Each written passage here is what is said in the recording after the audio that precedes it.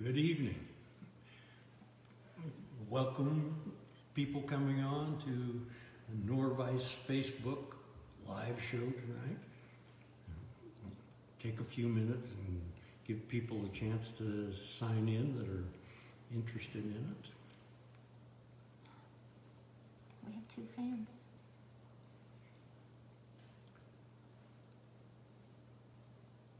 Great. Well, welcome Stephen and Sean and Gary.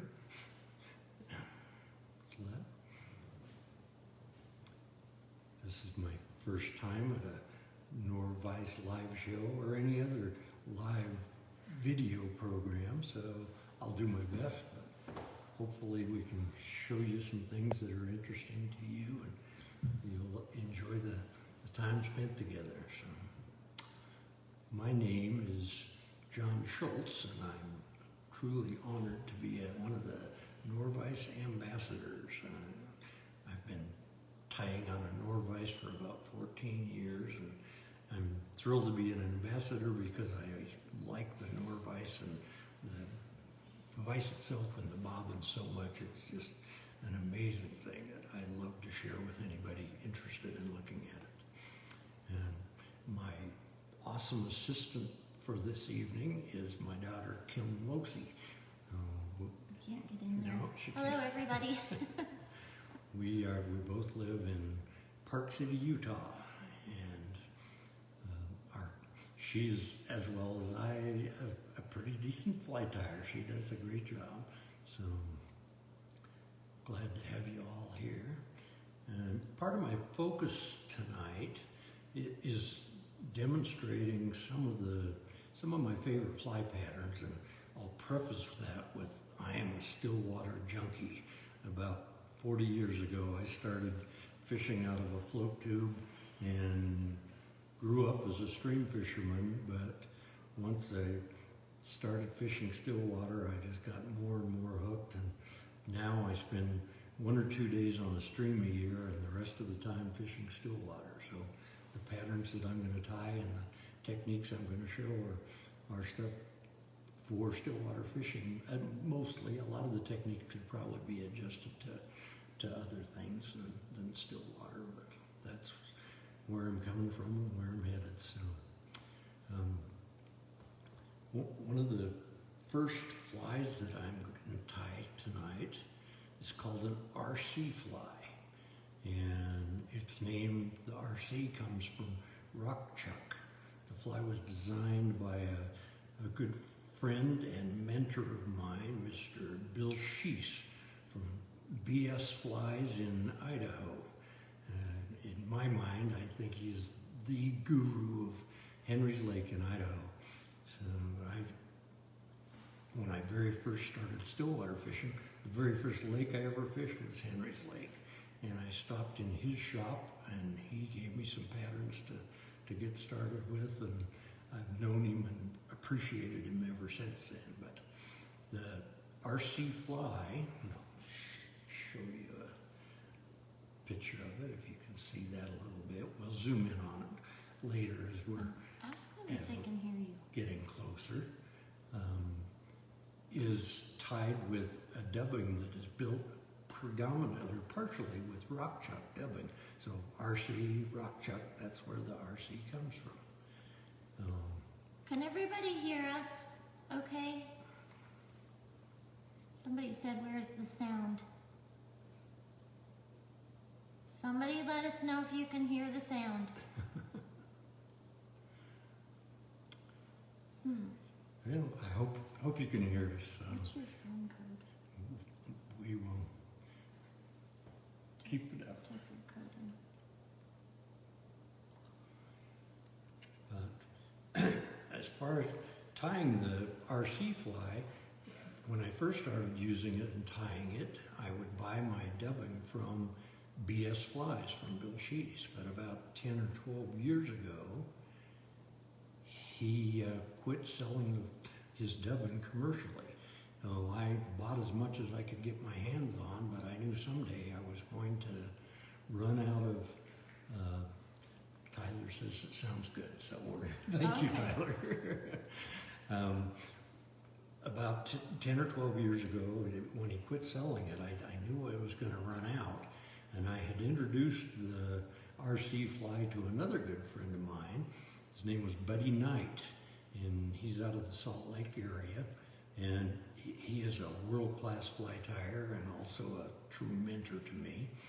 And he decided he was going to try and develop his own rock chuck fly dubbing recipe.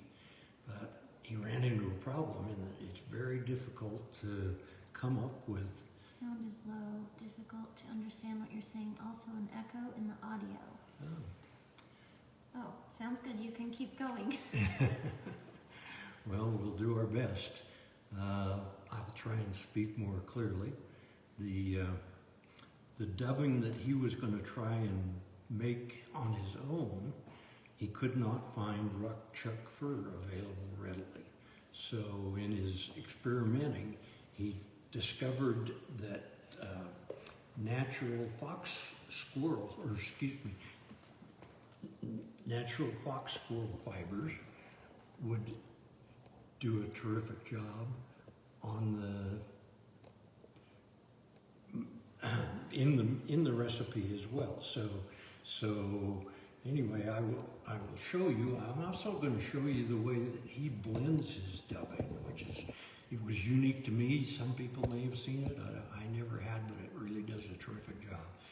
To start with, I get a 1 quart Ziploc plastic screw top container. And after I got that, I've drilled about 25 quarter-inch holes in the top of my screw top containers. And then I also drilled a 1/8 inch hole down near the bottom of the container in the side. And from there, the other thing you need is an air compressor to work this and a Mr. Coffee paper coffee filter. Now, what I've done, just to save a little bit of time, I've taken my materials for my RC fly dubbing and I've put 3/4 of it already into my container. What I'm doing, the first material I'm going to show is a full package of Wapsi Angora goat in brown olive. So again, I break that up, throw it into the container.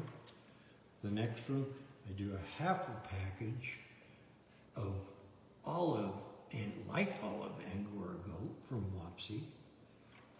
Then a 1/2 package of brown olive rabbit fur from Wapsi. And finish up with a full package of the natural fox squirrel from Wapsi. As you can see, I've only put 1/2 of this in my container, so I'm going to show you what I mean by breaking it up as I'm putting it in. If you just drop the whole clump in as it comes out of the package, it's a little bit harder to blend.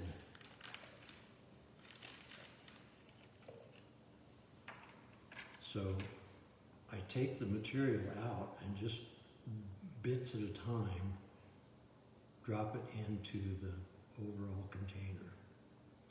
You don't have to do it real thoroughly, and you'll notice there's 4 different layers of material in this container. I have not mixed it up at all yet. I've just been separating it slightly and dropping it into my container, helping it to separate with the air when I hit it. Now I've got all my material into the bucket. I'm going to cover the top with my Mr. Coffee filter and screw the top on tightly.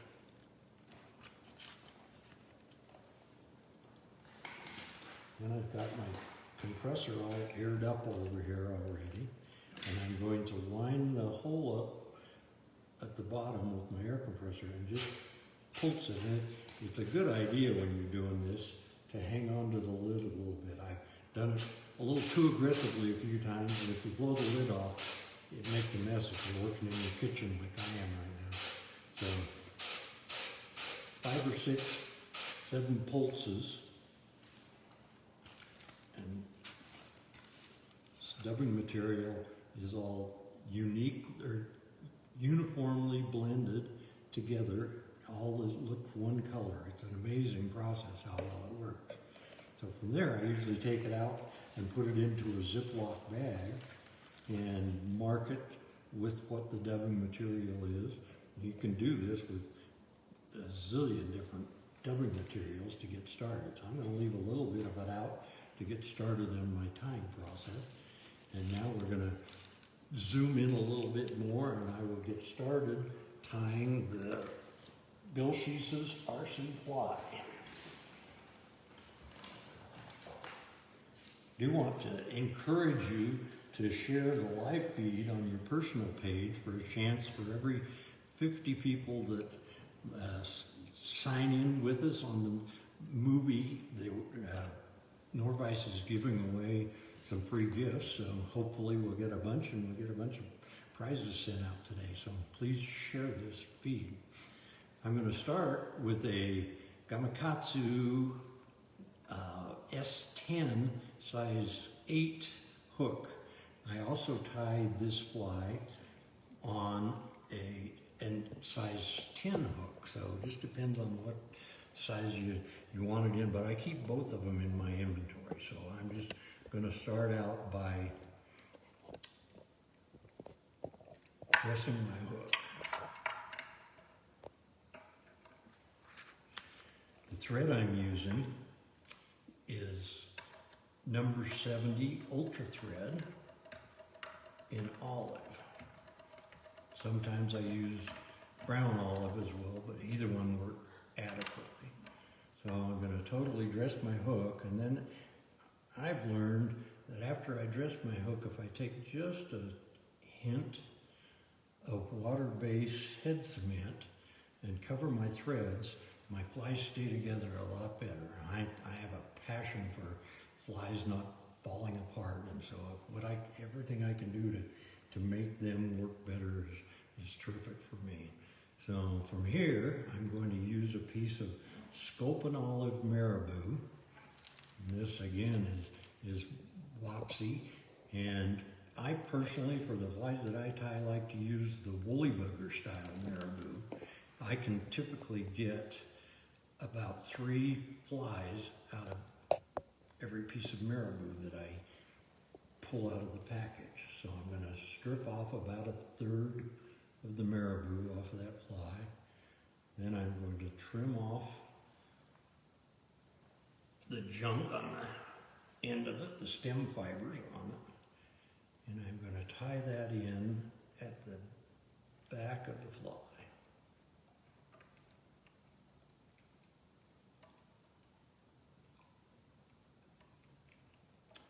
And I like the tails on this fly about half the length of the hook shank. So kind of a stubby little tail. And I think this fly probably imitates a damselfly nymph more than anything else. There's still a little junk in there I want to get out. The next ingredient to this fly is going to be root beer crystal flash. Again, I'm kind of on a Wapsi run tonight, but that is root beer crystal flash. And what I do is take 2 strands of the crystal flash and tie it in on the side close to me. I want to get my tips even to start with. Tie it in close to me on the side facing me. Get about 4 good wraps.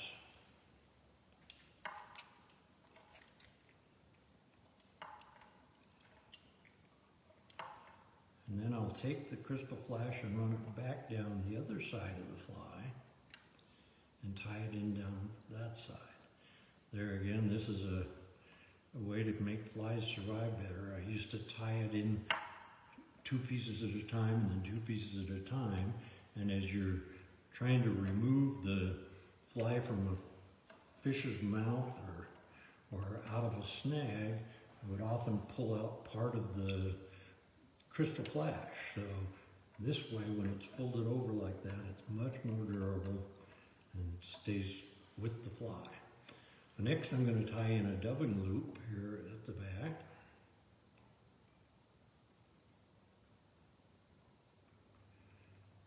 Extend my thread up in front of the eye of the hook and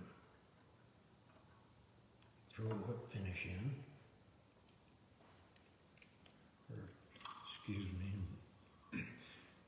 Now, I'm going to take a little of my dubbing and I'm going to start real sparsely up the upper end of my dubbing loop. I want this to shape a little bit like a damsel body does. So I'm just going to put a little bit of dubbing up towards the eye of the fly, or the hook shank, and add more dubbing as I go, so I can build what looks a little bit like a thorax at the end of the fly. And I'll take my dubbing spinning tool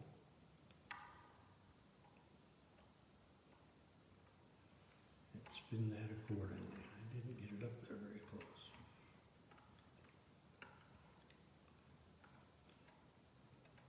Using my Nor-vise rotary function, I'm just going to advance that pretty much up to the head of the fly.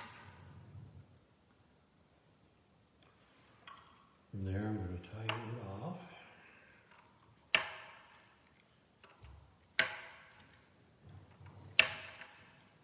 Three or four wraps behind and a couple of wraps ahead. Tie it off and remove my waist. Build a little bit of a head there. Now I'm going to come back and do the same thing.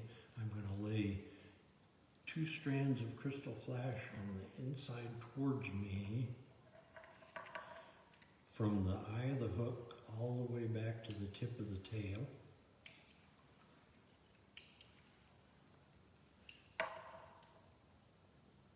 And I'm going to run it down the opposite side and do the same thing. Trim them off evenly so they're just about the whole length of the overall fly. Next, I'm just going to hook finish the fly.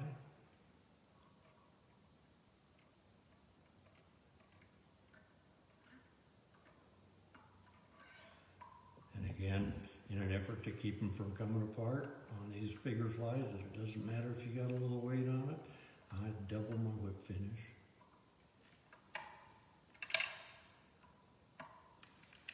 Trim it off, and again, add a little bit of water-based head cement on that knot, and that is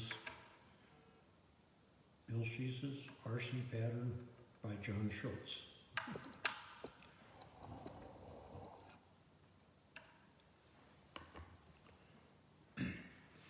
My second fly tonight is going to be we call it the Panguitch fly.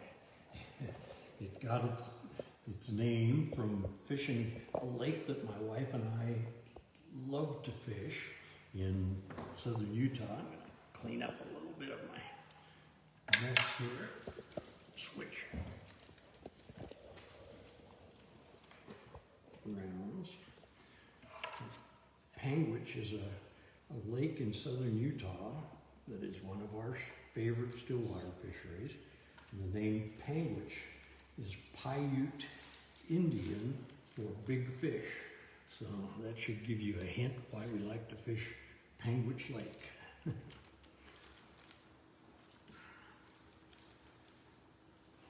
This fly is tied. Going to go to a size 6 Gamakatsu S10 hook. I'm going to use golden brown woolly bugger marabou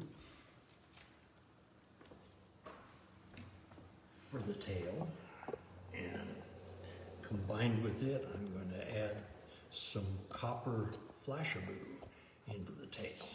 Let me grab my size 6 hooks here. Hold on, we're having technical difficulties.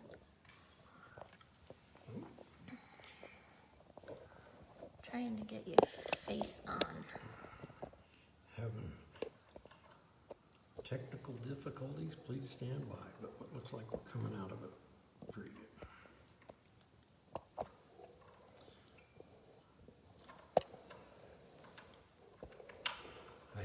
Had this pattern around for a while and took a trip to Panguitch Lake and just had terrific success fishing this fly on Panguitch Lake.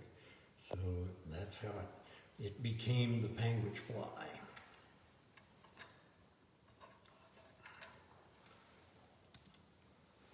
I'm going to, again, start basically the same way. I'm going to use my olive thread, the number 70 ultra thread that I used on the last slide.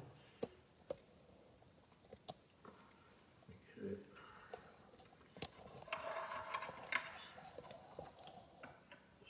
Started on my pattern. Dress my hook.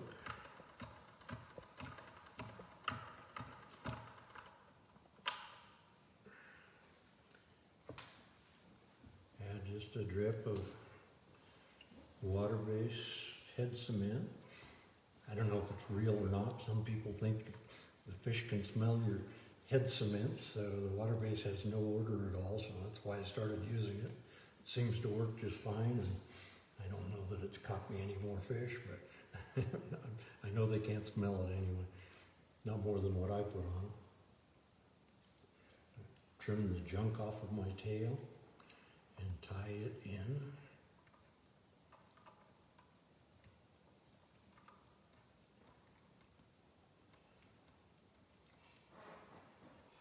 I appreciate Brian Davenport's comment, but I'm the daughter, not the significant other.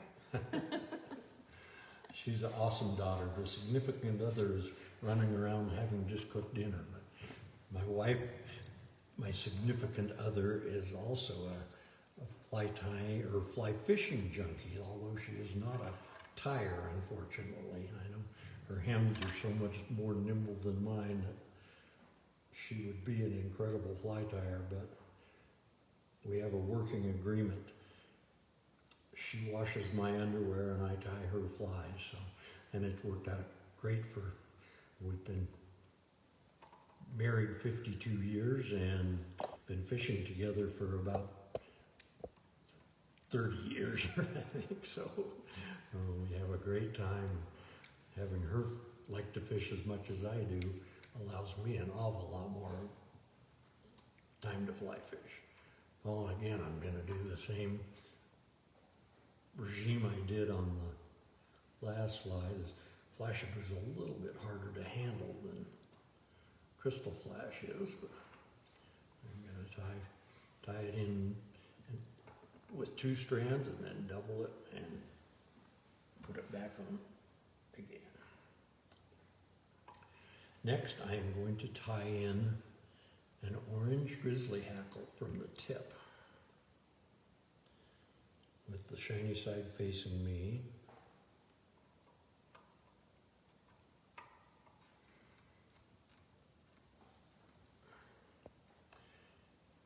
Throw a half hitch on that to hold it all together. Then I'm going to make another dubbing loop. I shouldn't have put all my dubbing away. And I will advance my thread to the eye of the hook. Oh. Thank you, awesome assistant. Scalpel, dubbing. Scalpel, dubbing. Be the nurse.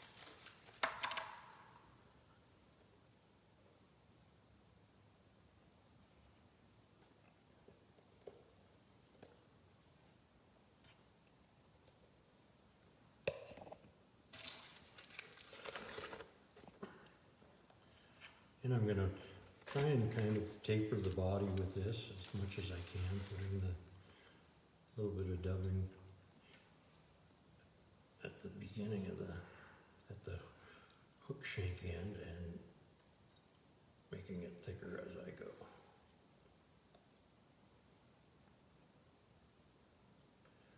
Johnny Ferguson said he really likes your shirt. Pardon? Johnny Ferguson said he really likes your shirt. Thanks, I do too. It's the first time I've actually been able to use it on a Nor-vise project. We bought them just before the COVID hit for her, and we got them through Norvise, and so all the shows I normally tie in, this didn't happen this year, and it doesn't look like they're starting to happen for next year. But now I've got this in my dubbing loop. I'm going to spin it partially, not nearly as much as I would normally spin it. Pick it out a little bit there. Then I'm going to take my hackle feather and lay it down right alongside my dubbing loop. And I am going to carefully incorporate it into the dubbing loop, trying to keep my tail feathers out of there as much as possible. Once I know it's in there good and tight, I'm going to give it a good spin. So now my dubbing loop also contains my hackle feather. And I've found that this makes for absolutely bulletproof woolly bugger or seal bugger type flies. And the combinations that you can come up with color-wise are just phenomenal.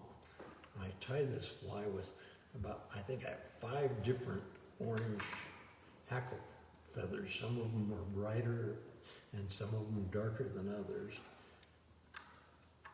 This one is one of the brighter ones, so you get a good contrast of the olive body from the rock chuck dubbing and the bright orange fly. But it gives it a nice crayfish looking color, and I've caught fish on it in numerous lakes around our areas here.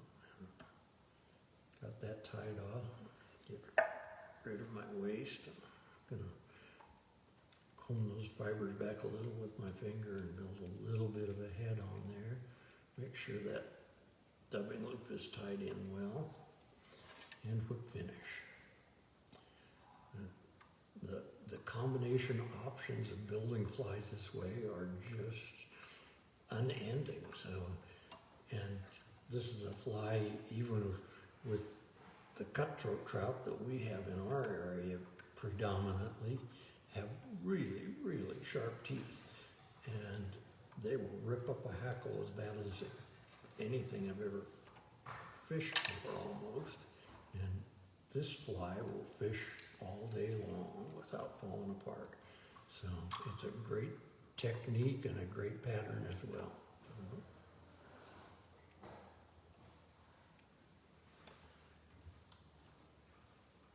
Again, I'm going to touch it with just a drop of water-based head cement. And that's the bug, but it's really a nice fishy pattern.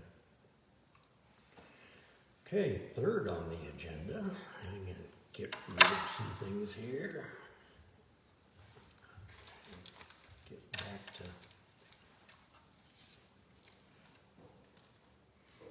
my box of tricks over here. I'm going to tie a fly that I call the Manitoba Minnow.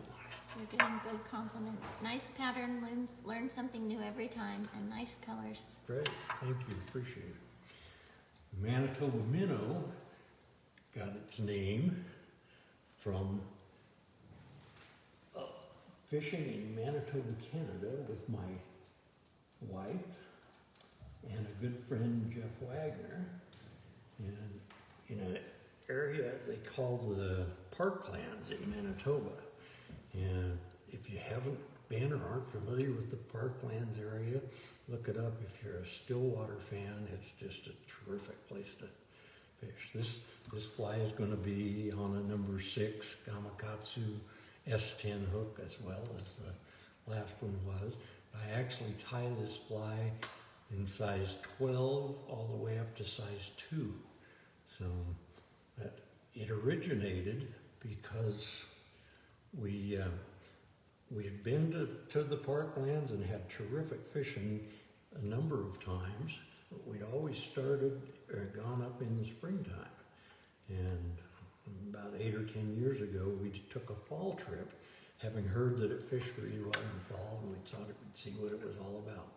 So we took our travel trailer and drove to Manitoba from Utah, and got up there, and our first morning fishing, it was almost noon, and we were fishless. None of the three of us had hooked a fish yet. So we were kind of disappointed, and finally, just before we were going to quit for lunch, my wife caught about a 16-inch rainbow. And she brought it up onto her stripping apron in her kick boat, and when she set it there, it regurgitated about 30 little, about 3/4 inch long minnows that were olive colored on their back, and had a real silver looking belly. So none of us had anything like that in our game of tricks. So we went back into our trailer for lunch, and I got my Nor-vise out and dug through my fly tying materials and came up with this pattern. So I'll work my way through it, but the pattern the belt body on this fly is made up of, it's about 1/8 inch wide mylar ribbon. You can buy it commercially as, I think Hairline makes it as a diamond flat braid, but I've been able to find it in bulk, sometimes in craft stores or in ladies' sewing shops. It can be hard to find, but if you can find it like this, it's a lot less expensive and goes a lot farther than buying it in the little packages from Hairline or anything. So, Rick Jensen asked a minute ago if the color was to represent a crayfish on the last fly. yes, Yes, it was. Okay. definitely was. Yeah, and as well, I think of it mostly as a crayfish color, but our lakes around here, particularly in the fall, get a leech pattern that is just about that same color. It's olive and burnt orange colored looking leech. So I fish it, and I'm not sure if they're eating it as a leech or if they're eating it as a crayfish, but I'll take them any way I can get them. But in order to not use as much of the mylar on the fly as it would take to build a body with, I've been tying a little piece of yarn in and building the underbody of the body with yarn. I've also found that by doing this, I need to get my mylar tied in too. By doing that, I can change a hue of the minnow pattern. Some of the lakes I fish here have quite a few perch in them, and so I will use a bright yellow yarn in the underbody and then just put one layer of mylar ribbon over it, and it gives a yellow cast to the fly. Or for red side shiners, I've put red underneath and even pink for rainbow trout, so they all work. But what I'm going to do now is just try and build a little bit of a torpedo-shaped belly, like a minnow would have. You can do this with mylar, but you go through a lot of it doing it, so this makes it a little less expensive on your materials, and you can shape your body pretty close to what you want. Maybe I'll go one more. We'll make this a pot belly minnow.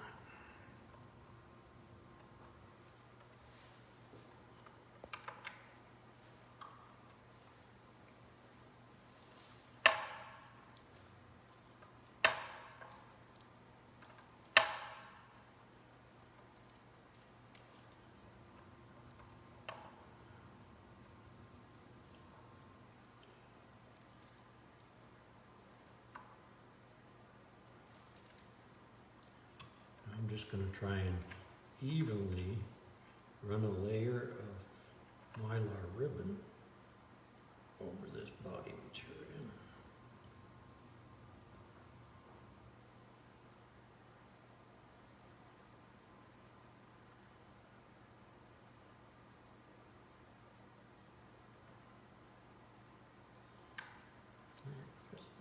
Didn't quite get.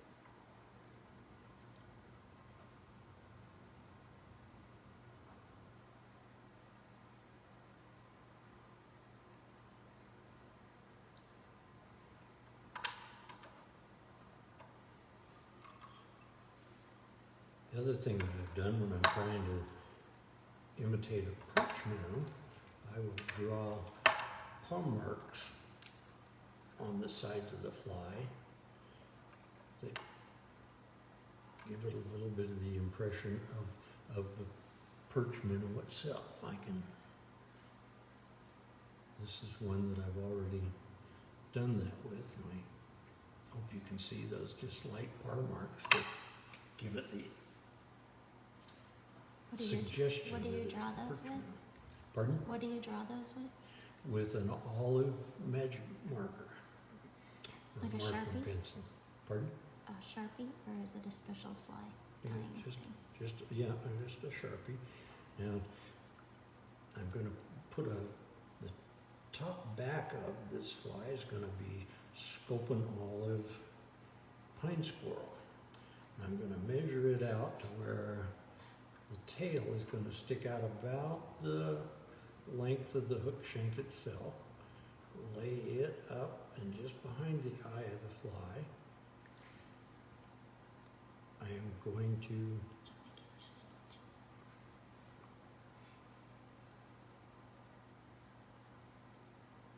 separate this fur as best I can.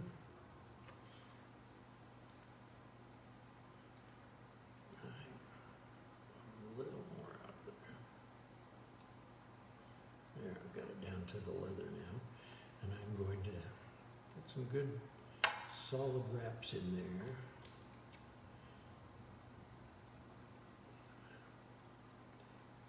Tie that down.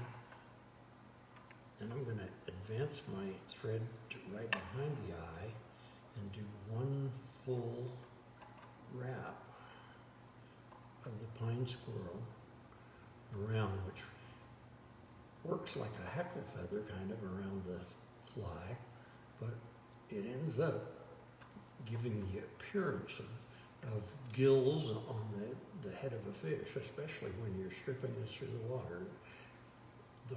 That front fur opens and closes a little bit like the gills of a fish do.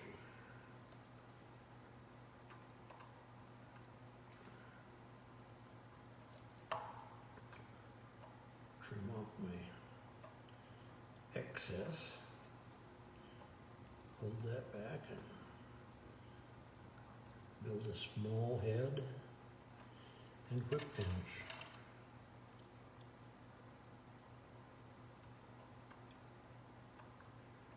I used to start by tying the tail in first on this fly, and I've just found that if I do it from the front back, it works out better for me.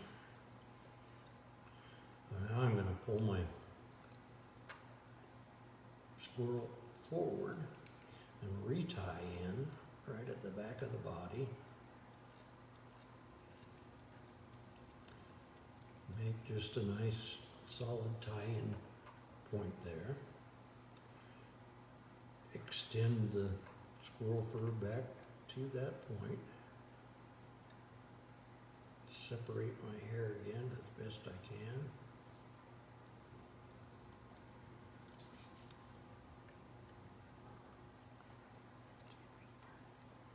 Get a couple of wraps in there. Then I'm going to take my whip finisher and just whip finish right there.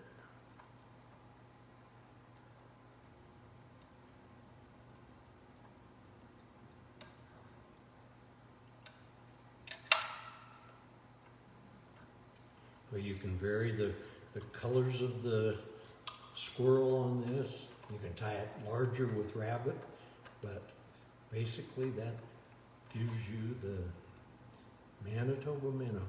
And it is a fish-catching son of a gun, and it looks an awfully lot like a minnow in the water.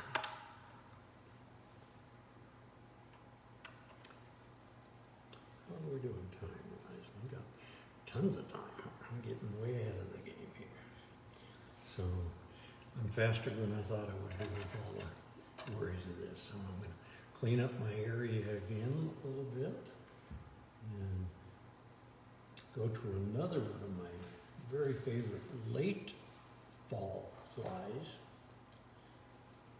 I fish this fly typically starting in October and up until the lakes in our area freeze up, which is usually getting close to Christmas time. Somebody said you have the big bow knot tool. I can't find it anywhere. Where did you get it? Please, I need one so bad.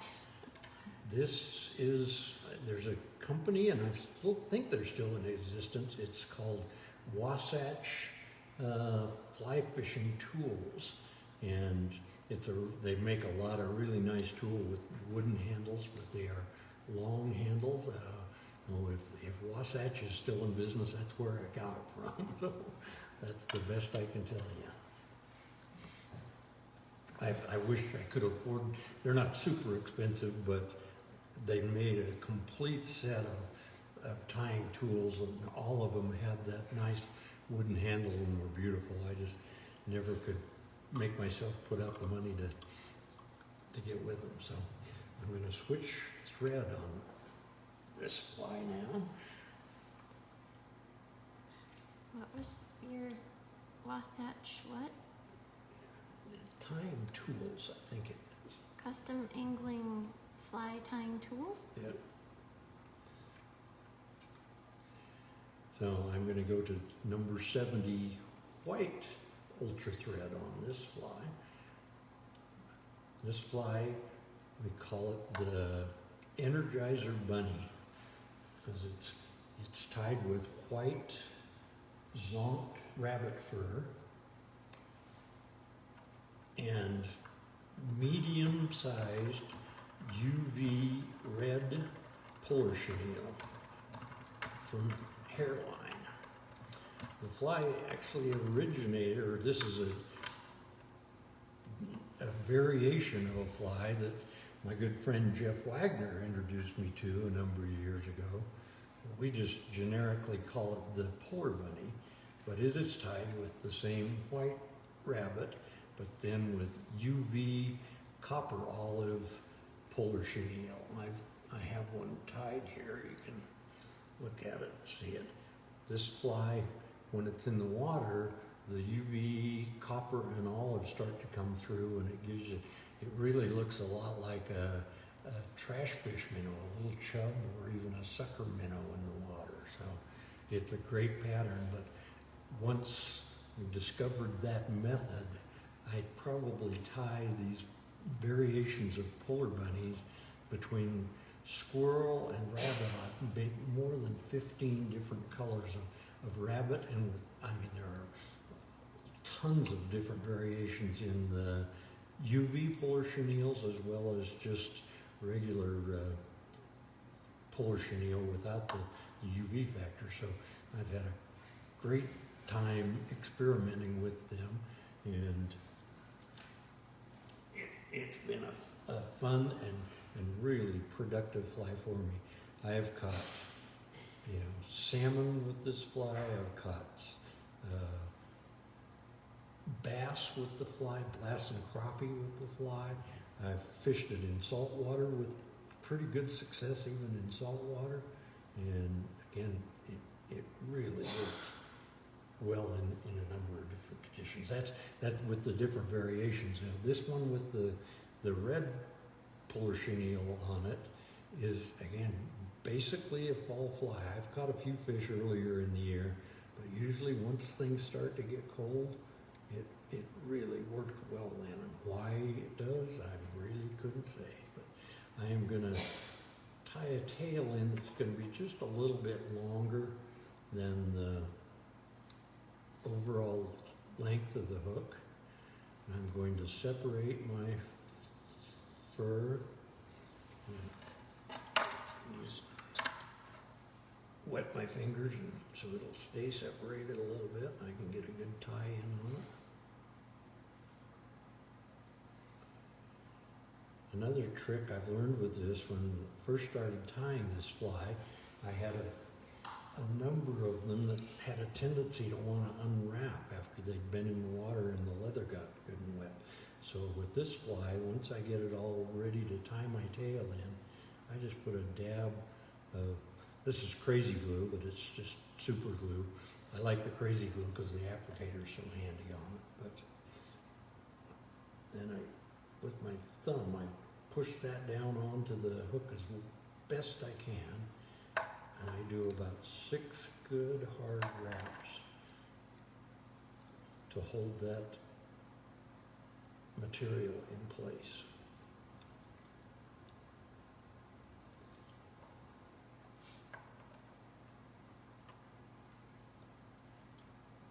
Get one more in there. Then I do a couple of wraps in front of the leather, hoping everything stays together. Next, I'm going to take my hairline medium UV puller chenille there. Try and get that where you can see it. And this is available in lots of different colors. This is the medium. The UV copper olive that I like to use only comes in large. So when I use it on anything smaller than about a 2, I trim it down about 50%. Also, when I tie this in, it's kind of a braided material, so I put a pretty healthy chunk of it in so it doesn't pull apart when I'm starting to wrap with it. Let's throw a half hitch in that.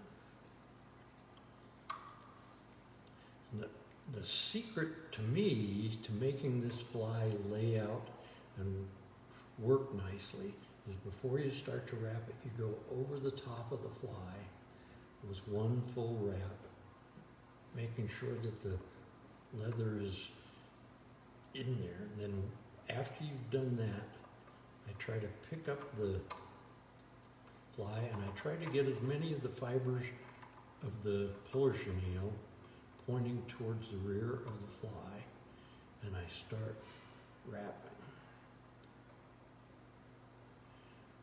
And I try and guide the fur back as I'm going forward towards the fly. You can brush the whole thing out as it goes.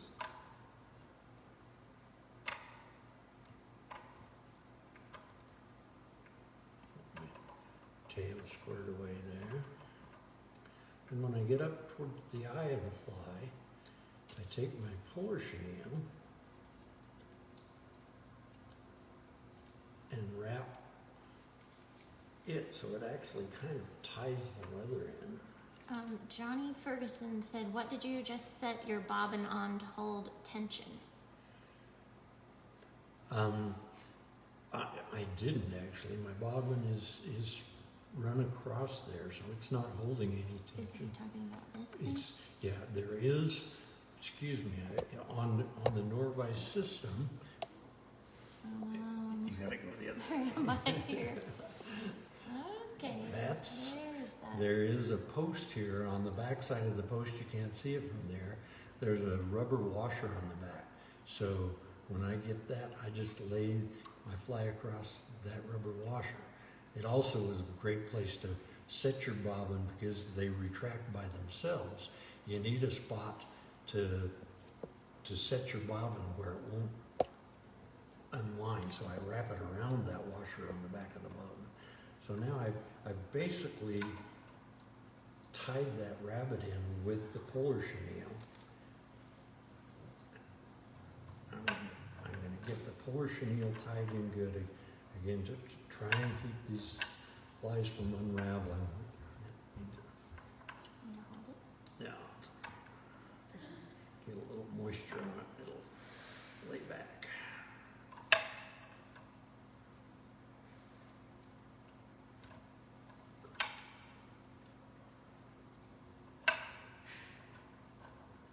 once I've got that's a surprise we weren't expecting. After I get that tied in and trimmed off, I do one more wrap with my puller chenille, get it up over the top, and separate my fur one more time.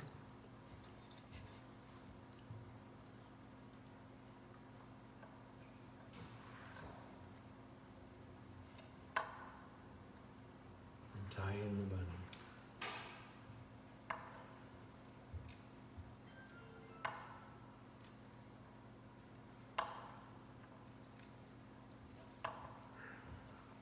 Wraps on the front side too. Trim off a little bit of that extra and trim out my... This fly has just worked amazingly in water. Once the temperatures of the water get down in the 40 range, it seems to really come alive and do a terrific job then. Somebody said, awesome, Nor-vise is amazing. Every time I watch, the system gets brighter and better, but I'm assuming that means better and better. And the flies that are made here are bad arse. Well, Go to Facebook jail if I cuss. these are not the flies that you see tied most tying shows. I mean, I go to shows and everybody's tying little tiny dry flies that I can't even see the hooks on them. Well, mine are a little different than what you see in most tying shows, but if you want to fish stillwater, I promise you everything that I've shown you today will catch fish. I've had terrific luck with them, so. And I'm going to hit that one with a little bit of head cement. And just to show you a few of the variations, besides the Energizer Bunny, I showed you the regular polar bunny. This one was done with kind of a orange grizzly rabbit that's got copper olive in it. It makes a good crayfish pattern. I tie them in olive, I tie them in black. I think I do. This is probably my second favorite late season stillwater pattern. This one is black zonk rabbit with red polar chenille in it. I tie it with both the UV red polar chenille and bright red polar chenille that this one has. So Someone wants you to tie that in a 30. I fished a reservoir near my house here with this fly yesterday and had a 47 fish day on that. So it was a lot of nice rainbows and a lot of fun fish. I had a great time. So we have more time than I thought I would have, so I'm going to do another one of my favorite stillwater patterns. We call this one a black and purple matuka. And again, I'm going to tie this on a Gamakatsu. This is actually an S10S size 4 hook. And you'll notice that all of these flies I've been tying on Gamakatsu S10 hooks. The S10 is actually a dry fly hook. But we found that our lakes around here have lots of big cutthroats in them typically. And cutthroats have an amazing ability to just tap a fly and touch it and touch it. And you try and set the hook and you miss and you miss and you miss. When I started fishing these Gamakatsu S10s just to try something different, they are so sharp, I found that my number of hookups more than doubled when I started using them. But it's just, I mean, I make myself bleed all the time on them. It just has a micro barb, so there's a tiny... Talk louder. There is a tiny barb on it is all, but it's a micro barb, but the point on these hooks is so sharp, it does amazing things. This fly I've always liked the Matuka looking flies, so I came up with this one, and it's not probably truly a Matuka, but I'm using purple pearl medium chenille. And I'm going to switch my thread out now. Eric Ferguson said he couldn't hear you earlier talking about the big spool of the white, shiny stuff. All right, this is a large spool of, it's about 1/8 inch wide mylar ribbon, and this was actually given to me by my friend Buddy Knight, but it's available in some fabric stores.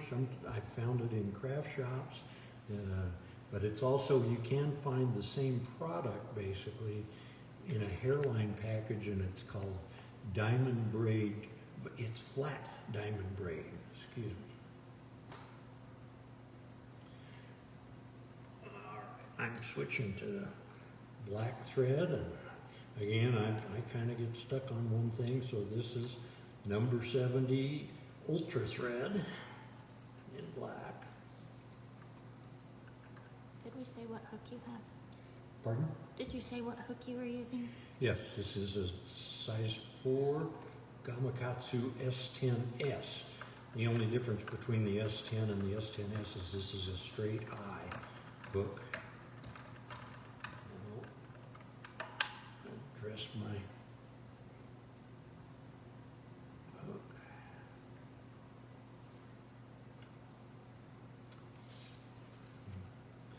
Clean off the end of my chenille so I can just tie in the string at the back.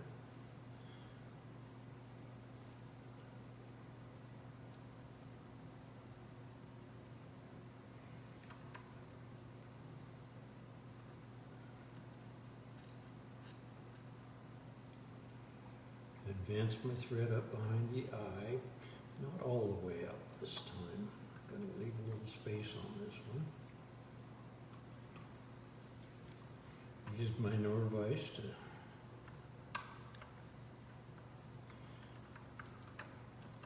advance the thread. I'll tell you, if you're not tying on a Nor-vise and you're interested in trying a different vise, try it, you'll like it. There's a little bit of a learning curve because of the spring tension on the threaders. You need to constantly be able to control your thread. If you accidentally break your thread or cut it, it spools up and you have to rethread your bobbin. So that's the hard part, getting used to making sure you are always holding your thread as you're putting it on. I'm going to throw a 1/2 inch in here. But the ability to do this is just amazing to me. And the speed of tying, when I teach some fly tying classes, and because most of the people aren't learning on a vise like this, I typically tie on a standard vise with standard bobbins, and I feel like I'm in slow motion every time I have to tie with my old-fashioned stuff. So I absolutely love my Nor-vise. Okay, there again, I'm going to measure that out, so my tail is going to be just a hair longer than the shank of the fly. I like to trim the ends of my rabbit fur or squirrel fur to taper the end before I tie it in. So I'm going to separate that fur and wet my finger so my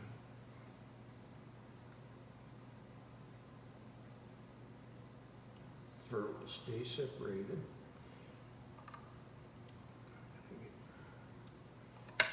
Half a dozen good wraps on there, making sure that stays on the top.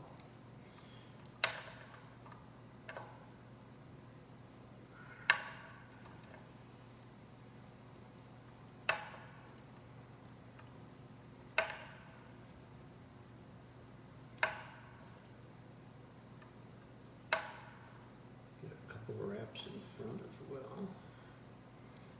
Throw a 1/2 inch in there. And I'm going to turn my fly over. Oops. I'm going to go ahead and trim that off now.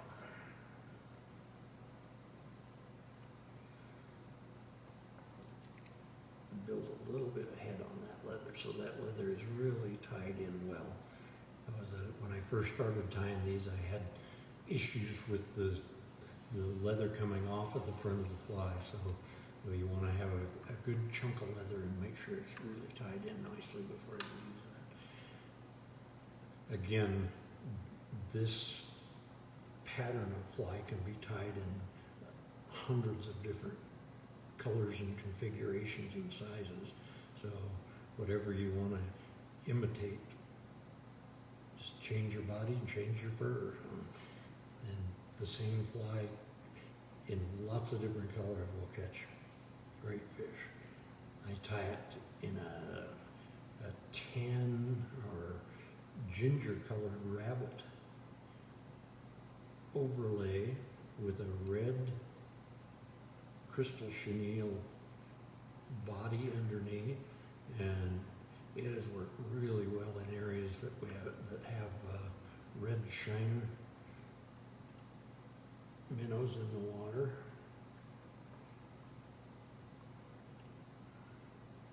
And that, rather than doing the 360-degree wrap like I did with the rabbit, I just going to tie in that tuft of fur there. If you tie in the whole length of rabbit, it covers up the entire underbody and you lose that texture to it. So that just still gives you a similar kind of a gill look, but it doesn't completely cover up the chenille on the body. Now I'm going to whip finish this fly.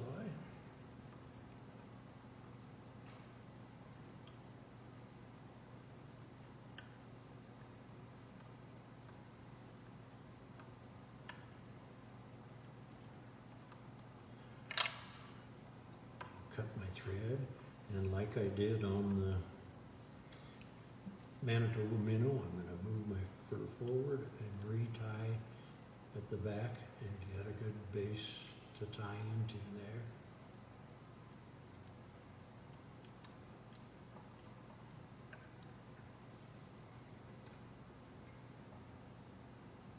Extend my fur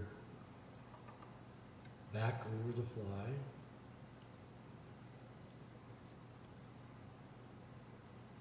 Separate it as best I can.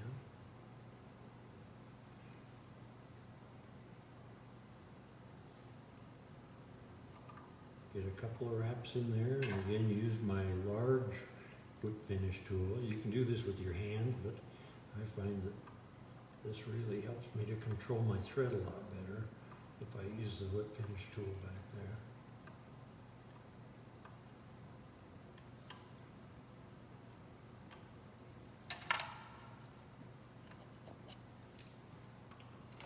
Trim that off.